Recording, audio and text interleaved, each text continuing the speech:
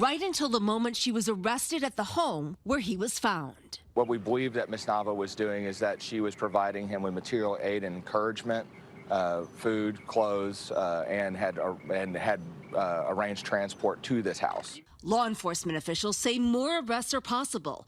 They're checking a phone he was using to call people for help. A reported sighting Monday that had helicopters scouring the area was the suspect, but they weren't able to catch him. I believe he thought he was in a safe spot. Tonight, the 38-year-old is charged with 5 counts of murder, held on a $7.5 million bond. And tonight we've learned that the suspect was trying to escape to Mexico. At his wife's arraignment today, she admitted delivering a message from him to cousins who live in this area, asking for their help to get there, but they refused. Nora? The long arm of the law caught up with him. Janet Shamlian, thank you so much. All right, today's big financial news. The Federal Reserve wrapped up a 2-day meeting by raising a key interest rate by 1/4 percentage point. From the White House, CBS's Nancy Cordes reports today's rate hike comes amid growing concerns about the economy, from recent bank failures to the debt limit fight right here in Washington. It's possible that we will have what I hope would be a mild recession. Today's move by the Federal Reserve pushed interest rates to their highest point since 2007, and the Fed may not be done yet. A decision on a pause was not made today. It's a high-stakes decision because the rising cost of borrowing money has already contributed to the failure of 3 major banks in the past 2 months. It has also driven down home sales by nearly 20%. Emily Boyko has been house hunting in Minnesota for 6 months. I don't think anyone's ever prepared to pay more, but it's unfortunately our society. And yet the inflation those rate hikes were meant to tame remains stubbornly high, down from last year's peak of 9%, but still far from the goal of 2%.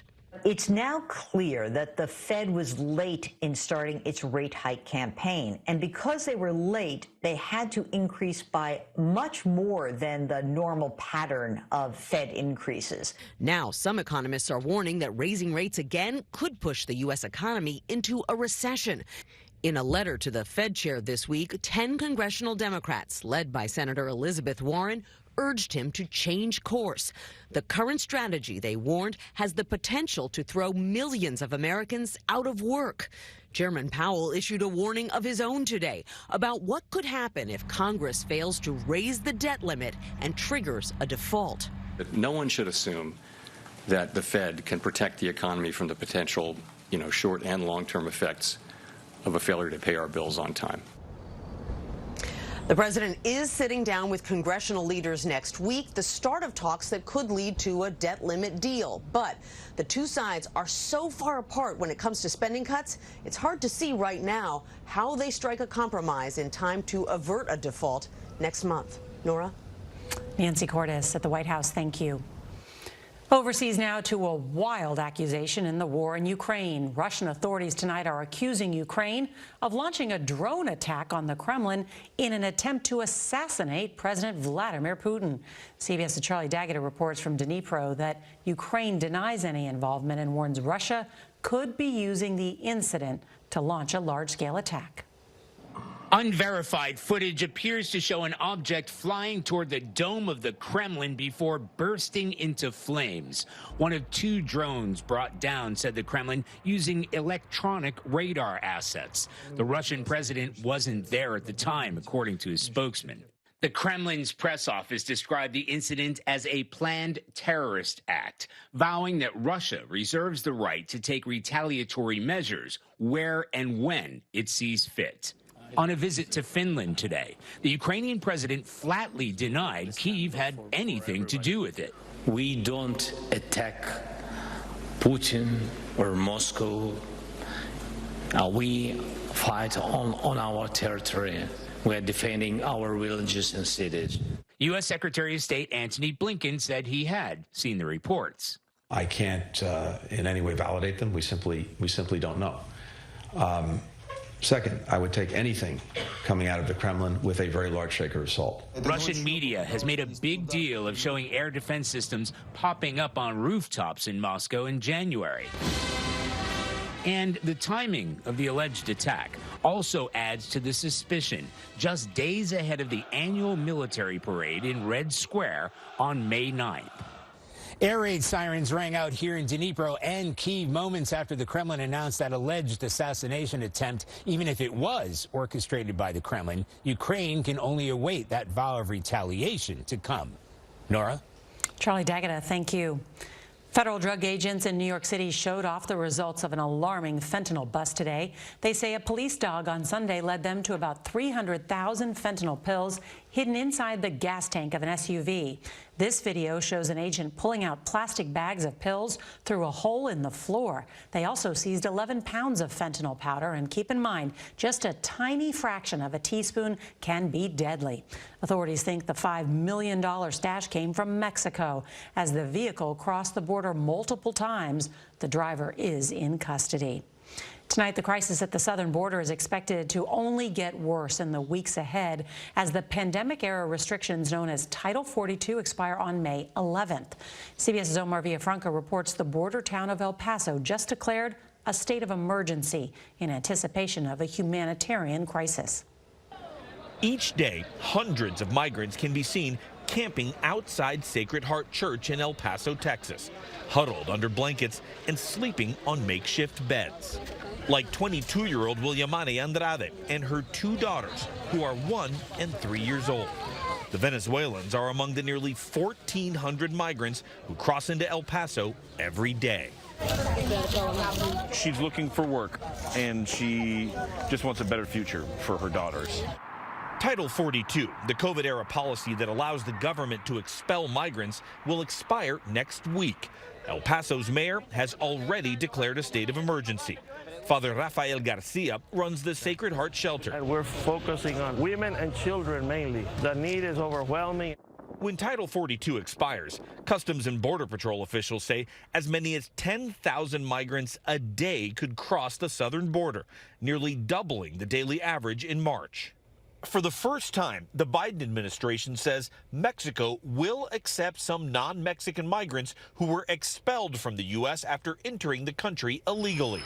Buses carrying migrants from Texas arrived in New York City today, part of a controversial policy by Republican Texas Governor Greg Abbott to transport migrants to Democrat-run cities. We don't want children, families sleeping in the street. We want to be able to take care of people, but the federal government is the one that has the resources to be able to do this. City officials are welcoming the 1,500 troops that the Pentagon is sending down to the border next week.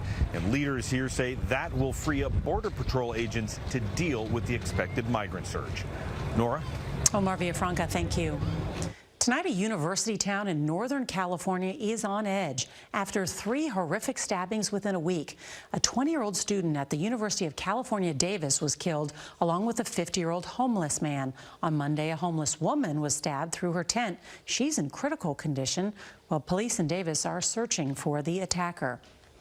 Turning now to the humanitarian crisis in Sudan. A war for control of the country has forced more than 100,000 people, including U.S. citizens, to escape to neighboring countries. For many, the only way out is through the overwhelmed port of Sudan. CBS's Ramy Inocencio is one of the few Western journalists to see the chaotic journey firsthand. These are the faces of Sudan's people in flight, desperate for deliverance from carnage and conflict. I saw a lot of bodies on the streets. Mohammed Usman worked for the U.S. Embassy, he says. Your family is here. They saw everything. They woke up in the middle of the night, crying. How are you feeling right now? I felt scared and excited at the same time, yes. 13-year-old Rifan is headed home to Georgia. We're going back to America and going to a safer place. Anchored off the country's coast, the Saudi naval ship HMS Al Jubail. Our CBS News team embedded with its military for a 10-hour sail across the Red Sea, where sudden refugees undergo last screenings before boarding. Port Sudan has been declared this country's new administrative capital, implying this is the safest place to be, the last refuge for people with the means to make it here. But most do not, whether for lack of money, power of passport, or will of governments. left to linger, to search for shelter, to wait. As the lights of Port Sudan dimmed and people looked back one last time, this conflict touches all walks of life. In fleeing, they leave the war behind, but also their loved ones. When you said goodbye to them, what did you say? I said I love you to all of them, and I cried for love. And a new 7-day ceasefire starts tomorrow, but the past 3 did not last, Nora. At Port Sudan, the crowds are swelling even more, and that means even more loved ones will be left behind. Ramy Inocencio, thank you. A new drug is providing hope in the battle against a disease that's affecting nearly 7 million American seniors. We've got the details next. Harry and David makes Mother's Day easy. Share a gift made with love with the mom in your life. Choose from hundreds of stunning baskets and towers. It's the perfect way to say thank you for everything. Harry and David, life is a gift. Share more. Oh, what a good time we will have. You can make it happen, girl. Voltaren, the joy of movement.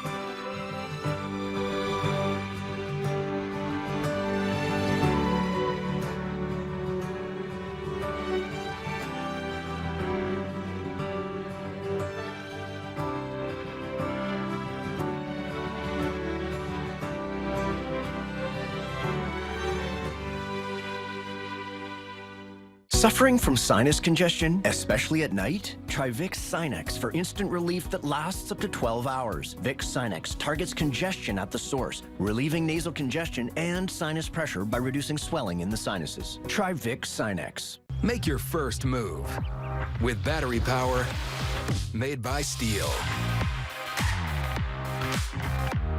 Right now, save $50 on the FSA 57 battery trimmer. Real Steel. Find yours. Age-related macular degeneration may lead to severe vision loss, and if you're taking a multivitamin alone, you may be missing a critical piece. Preservision. Preservision AREDS 2 contains the only clinically proven nutrient formula recommended by the National Eye Institute to help reduce the risk of moderate to advanced AMD progression. Preservision is backed by 20 years of clinical studies. So ask your doctor about adding Preservision and fill in a missing piece of your plan. Like I did with Preservision. Now with Ocusorb, better absorbing nutrients. Tonight, a possible medical breakthrough. A new experimental drug is showing promise in the fight against Alzheimer's disease. Drug maker Eli Lilly says its monthly antibody infusion slowed cognitive decline by 35% in clinical trials. It works by reducing brain plaque that causes declines in memory, thinking, and the ability to perform tasks. The drug does carry a risk of brain swelling and bleeding that can be fatal in rare cases. Lilly plans to apply for FDA approval in the coming weeks. The countdown is on for the coronation of Britain's King Charles on Saturday. The King and soon-to-be officially Queen Camilla attended a garden party at Buckingham Palace today, mingling with guests, including Lionel Richie. Earlier, there was an elaborate dress rehearsal with marching bands and the coronation carriages rolling through the streets. The Rock and Roll Hall of Fame welcomes a new class of inductees. That's next. Red Lobster's finer points of fun dining. The correct answer to starter or entree is, who gives a shrimp when you get both? Introducing new Dockside Duos. Get an individual size starter and entree for just $15.99. Welcome to fun dining.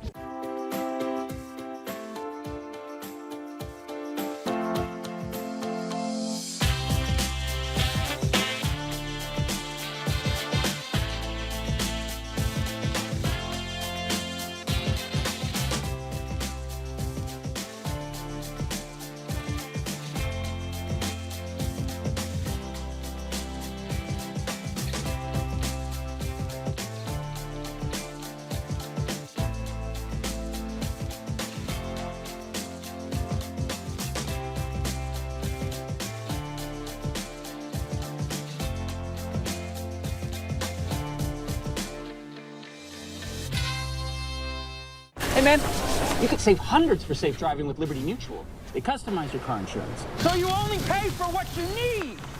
Woo! We gotta go again. Only pay for what you need. Liberty, liberty, liberty, liberty.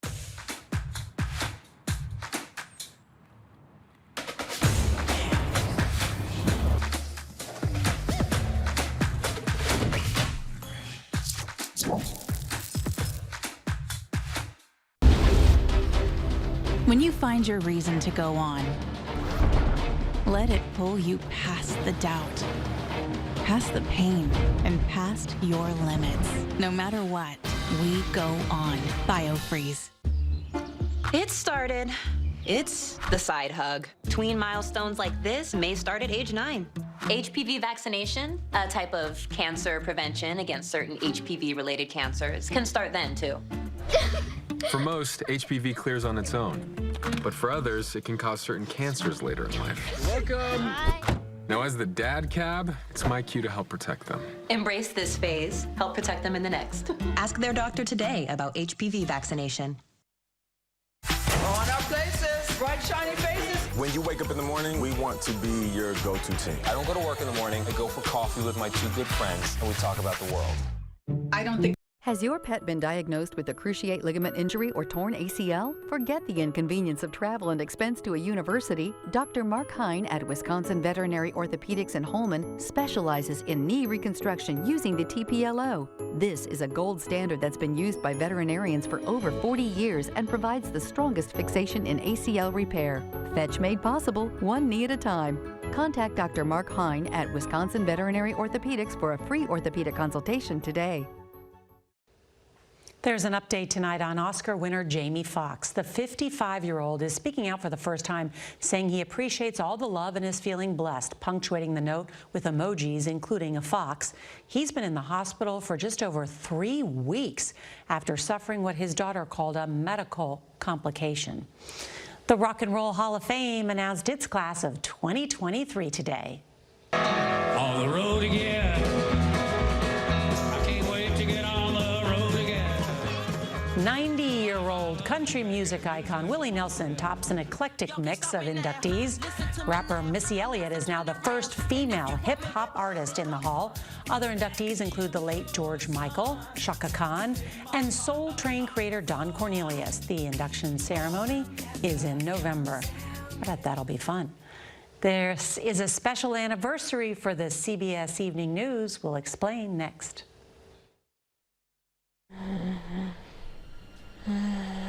Asthma isn't pretty. It's the moment when you realize that a good day is about to become a bad one. But then I remembered that the world is so much bigger than that with Trelegy, because 1 dose a day helps keep my asthma symptoms under control. And with 3 medicines and 1 inhaler, Trelegy helps improve lung function so I can breathe easier for a full 24 hours. Trelegy won't replace a rescue inhaler for sudden breathing problems. Trelegy contains a medicine that increases risk of hospitalizations and death from asthma problems when used alone. When this medicine is used with an inhaled corticosteroid, like in Trelegy, there is not a significant increased risk of these events. Do not take Trelegy more than prescribed. Trelegy may increase risk of thrush and infections. Get emergency care for serious allergic reactions. See your doctor if your asthma does not improve or gets worse. What a wonderful world. Ask your doctor about once daily Trelegy for asthma, because breathing should be beautiful.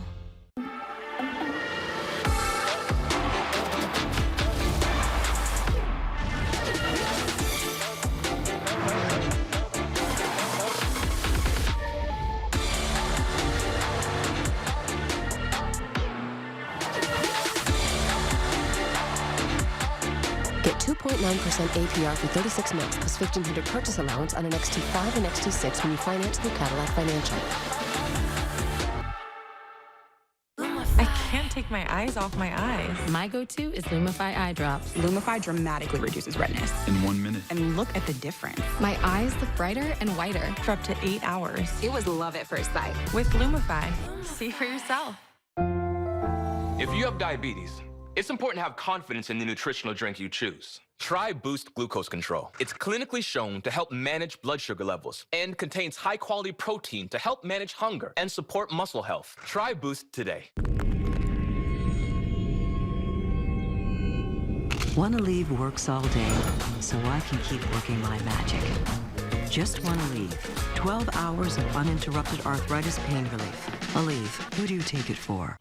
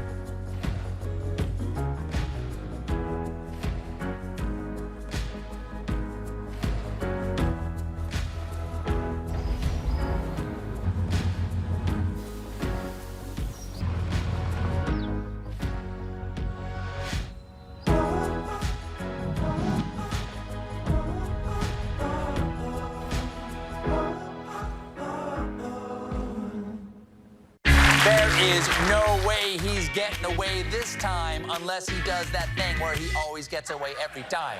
The Late Show, weeknights on CBS. Tonight, the CBS Evening News, the nation's longest-running network newscast, turns 75. We made our big debut on May 3rd, 1948. This video shows what those 15-minute broadcasts looked like back in those early days. Douglas Edwards was the anchor, and the inaugural broadcast aired on only 3 East Coast stations. 15 years later, in 1963, the CBS Evening News with Walter Cronkite expanded to a half hour. Tonight, as we celebrate this diamond anniversary, all of us here at the CBS Evening News are extremely proud to carry on the tradition. So thank you for watching. And a programming note, we are just a week and a half away from Mother's Day, and the CBS Evening News wants to honor a special mom in your life. So send us an email, honoring@cbsnews.com, or text me 202-217-1107 with who you think should be featured. We can't wait to read your nominations. That's tonight's CBS Evening News. Good night.